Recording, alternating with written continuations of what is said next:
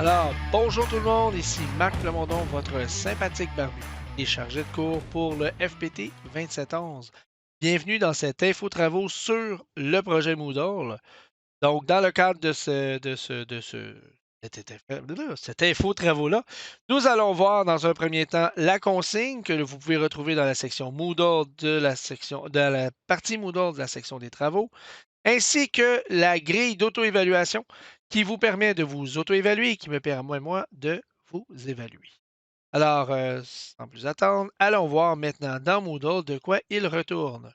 Alors, si je regarde le projet Moodle, il consiste essentiellement en élaboration d'un ensemble d'outils numériques sur la plateforme Moodle, donc un environnement numérique d'apprentissage.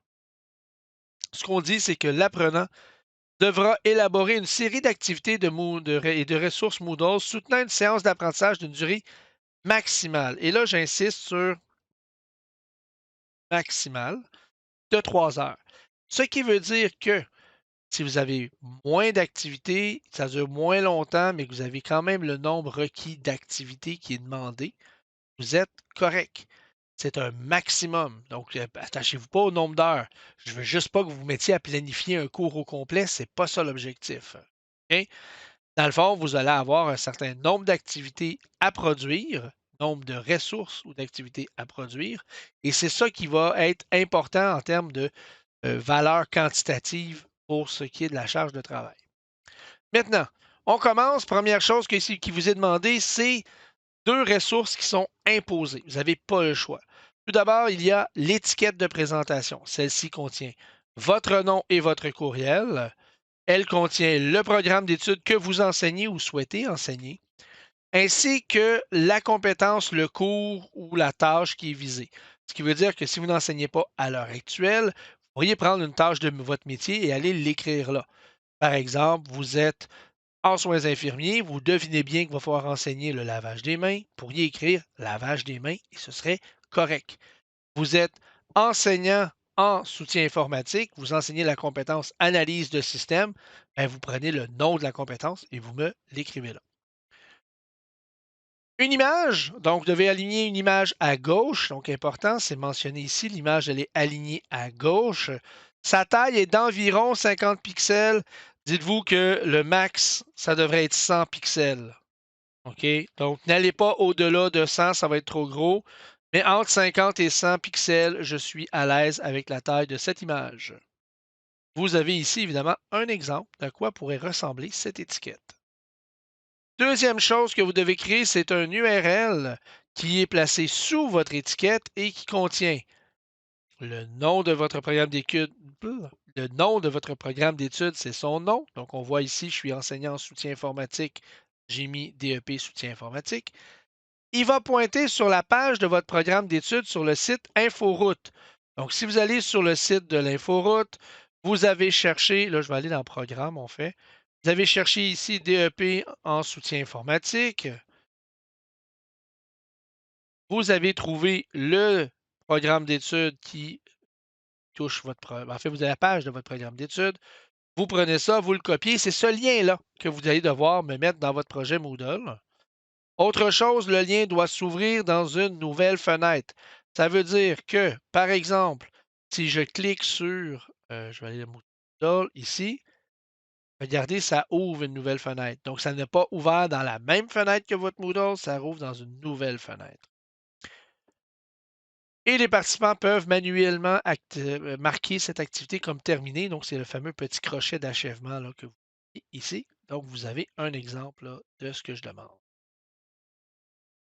Maintenant, pour ce qui est de votre planification d'activité, c'est là où ça devient pertinent et cohérent à votre programme d'études. Donc, vous avez au moins, donc c'est un minimum, 5 activités ou ressources. Et ou ressources. Ça peut être 5 activités, 5 ressources ou 5 en combinaison des deux. Donc, si je commence par les activités, elles doivent tous être utilisables. Ce qu'on veut dire par utilisable, on dit les activités telles que le test, le feedback, le sondage et les activités H5P reposant sur la méthode du questionnaire doivent contenir au moins 3 questions pour être jugées comme utilisables. Est-ce que ces questions-là sont obligées d'être bien réfléchies, mûries, ancrées dans votre métier? Non, ça peut être quelle est la couleur du cheval blanc de Napoléon, puis c'est un choix multiple. Puis l'autre, la prochaine question, vrai ou faux, Napoléon avait un cheval. Puis la troisième, c'est une autre question quelconque, là. L'idée, c'est que tant que les questions fonctionnent et qu'elles me démontrent que vous maîtrisez l'outil, c'est suffisant. Le contenu ne m'intéresse pas tant, c'est le contenant qui m'intéresse et la configuration de celui-ci.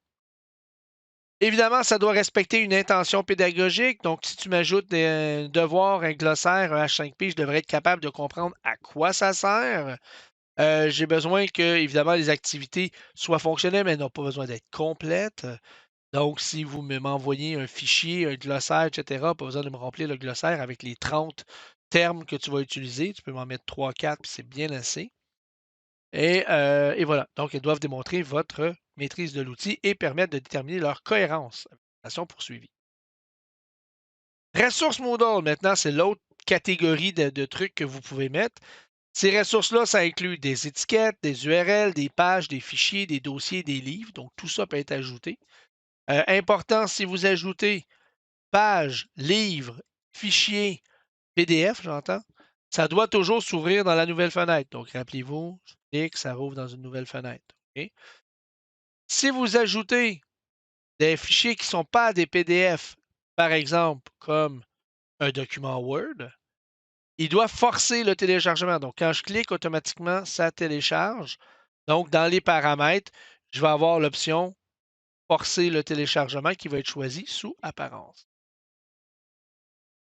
Petite particularité pour l'étiquette. Donc, l'étiquette est souvent utilisée à outrance. Là, on en fait plein, plein, plein pour organiser notre visuel. Donc, si je m'en vais voir, par exemple, mon cours à moi, je zoome out un peu, mais vous voyez que j'ai créé ici des étiquettes. Ici, j'en ai plusieurs. Hein. Ça, c'est une étiquette. Ça, c'en est une autre, une autre, une autre. Donc, si ça ici serait mon projet Moodle, toutes les étiquettes ici comptent pour une seule ressource. Donc, dans les 5 que je dois choisir au minimum, toutes les étiquettes que je crée ne comptent que pour une seule ressource. Donc, si j'ai fait 5 étiquettes, un URL, une page, ben, c'est comme si j'avais fait 3 ressources. Il me reste 2 activités ou ressources là, à créer pour finaliser mon projet. Dernière consigne, j'ai besoin, moi, de comprendre votre intention. J'ai besoin de savoir pourquoi tu as fait telle ou telle chose. Pour ce faire, vous allez ajouter une page ou un fichier qui ne compte pas dans vos ressources, qui ne compte pas dans les 5, extérieur à ça, qui va contenir vos intentions et vous devez le nommer comme ça. Vous l'appelez intention pédagogique.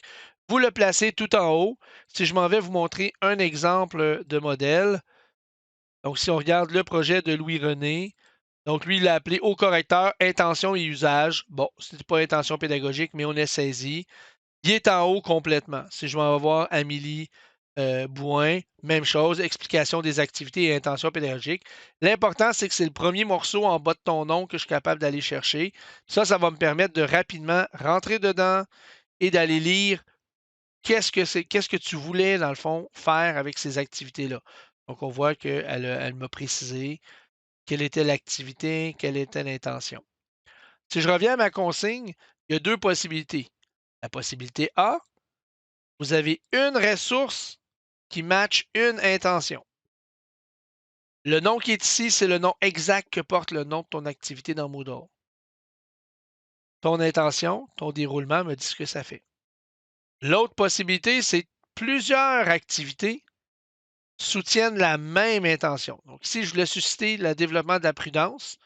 J'ai décidé de faire un vidéo H5P, j'ai mis un PDF puis un URL. Puis ces trois-là, là, ils vont servir la même activité. Quand je vois ça, moi, je vois ici, oups, pardon, je vois ici, en équipe de 2, les apprenants consultent la vidéo H5P. Parfait, je vois que tu as mobilisé ça ici. Et lorsque la scène fige, ils doivent rechercher dans le PDF et le site de la CNESST le risque présenté à l'écran avant de pouvoir poursuivre le visionnement. Donc, je vois que ton activité, elle est cohérente, elle se tient, toutes les ressources sont utilisées. Donc, je sais maintenant à quoi sert cette activité-là. Je suis capable d'en évaluer la pertinence. Donc voilà, ça fait un peu le tour. Vous avez un exemple ici, c'est celui de Louis-René. Et je vous rappelle que dans Moodle, vous avez tous accès dans les liens projets vers cours modèle Moodle. Vous cliquez là-dessus. Et là, vous avez soit celui de Louis-René, soit celui d'Amélie Bouin.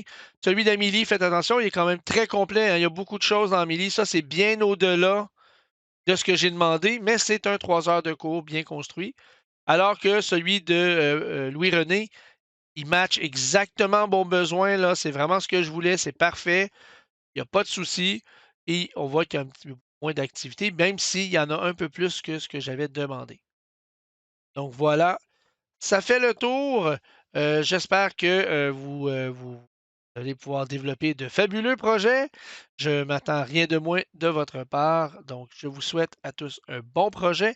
Et n'hésitez pas, hein, si vous avez besoin d'aide, contactez-moi, contactez les auxiliaires de notre cours, hein, pas les auxiliaires de programme, hein, nos auxiliaires à nous, que vous retrouvez là, leur adresse courriel dans Moodle, dans leur tête. Donc, sur ce, je vous souhaite bon projet et à bientôt.